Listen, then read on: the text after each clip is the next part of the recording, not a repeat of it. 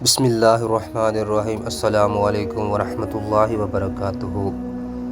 حضرت عمر رضی اللہ تعالیٰ عنہ کی شان۔ اسلام کے گلشن کو جن شہدائے عظام نے اپنا خون جگر دے کر سدا بہار کیا، ان میں خلیفہ ثانی فاروق اعظم امیر المؤمنین سیدنا حضرت عمر بن خطاب رضی اللہ تعالیٰ عنہ کا نام نامی اسم گرامی سر فہرست ہے۔ آپ رضی اللہ تعالیٰ عنہ آسمان عدالت و شجاعت پر آفتاب بن کر چمکے۔ آپ کے بے شمار فضائل احادیث میں بیان کیے گئے ہیں، مگر افسوس آج امت مسلمہ آپ جیسے جانثاران اسلام کے حیات و شخصیت سے ناواقف ہوتی جا رہی ہے۔ حضرت عمر رضی اللہ تعالیٰ عنہ اسلام کی نہایت بزرگ ترین ہستی ہیں، اور کیوں نہ ہو خود خلاصۂ کائنات محبوب کبریا احمد مجتبیٰ محمد مصطفیٰ صلی اللہ علیہ وسلم نے بارگاہ الہی سے جھولی پھیلا کر آپ کو مانگا تھا۔ رسول اللہ صلی اللہ علیہ وسلم نے اللہ تعالیٰ کے حضور دعا فرمائی تھی کہ اے اللہ، ان دونوں ابو جہل یا عمر بن خطاب میں سے جو تجھے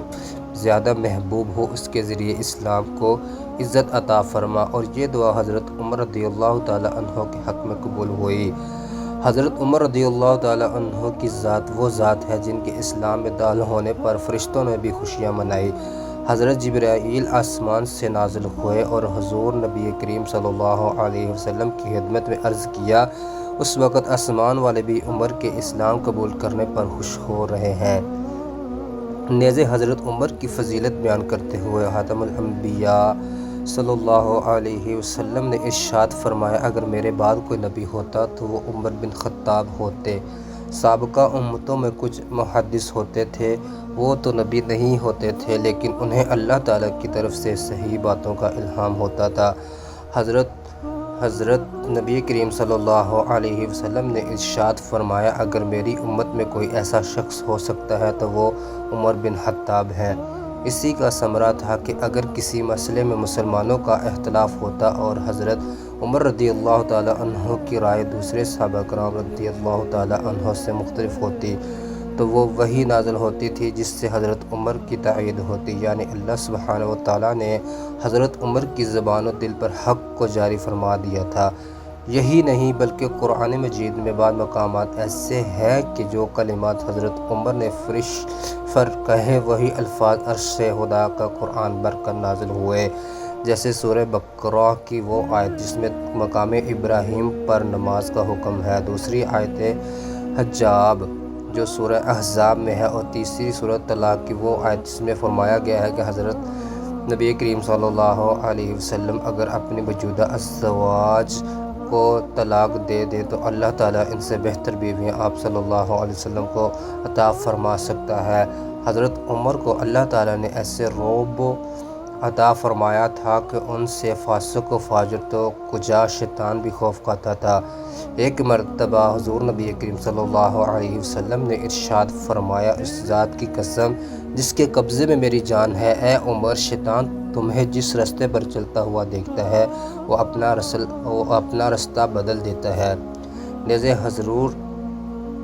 حضور نبی کریم صلی اللہ علیہ وسلم نے جس وقت معراج کے مبارک سفر پر تشریف لے گئے، اس موقع پر آپ صلی اللہ علیہ وسلم نے بچشم خود جنت میں حضرت عمر کا محل دیکھا۔ آپ صلی اللہ علیہ وسلم نے فرمایا، میں نے جنت میں محل دیکھا جس کی ایک جانب ایک عورت وضو کر رہی تھی۔ مجھے پوچھنے پر معلوم ہوا کہ یہ محل عمر رضی اللہ تعالیٰ عنہ کا ہے۔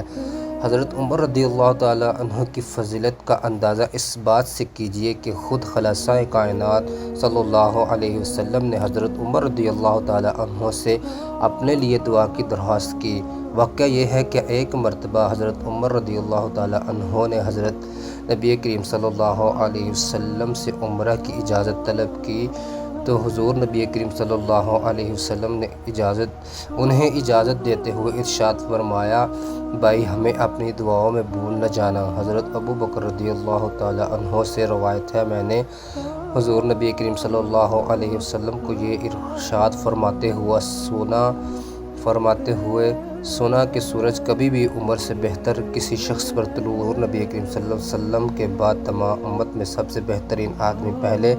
حضرت ابوبکر صدیق اور دوسرے حضرت عمر تھے، اور خواب کی تعبیر کی امام مشہور طبی حضرت امام ابن سعیری فرماتے ہیں، حضرت ابوبکر صدیق اور حضرت عمر رضی اللہ تعالی عنہ کی شان میں گستاخی کرنے والا کبھی حضور نبی کریم صلی اللہ علیہ وسلم سے محبت نہیں کر سکتا۔